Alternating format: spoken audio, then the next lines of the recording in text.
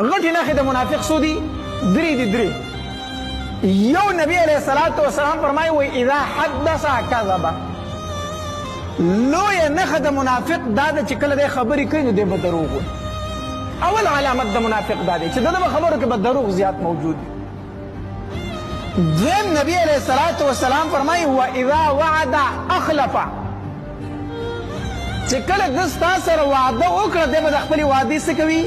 خلاف کوي. خلاف دی په خپله وعده چېرته ولاړ نه وي. دریم نبی علیه الصلاة والسلام فرمایي و اذا عاهد غدر. چې کله ستا سره د یوې خبرې معاهده وکړي نو په هغې کې به دی دوکه کوي. دوکه. او یو روایت کې راځي نبی علیه الصلاة والسلام فرمایي و اذا اؤتمن خانه.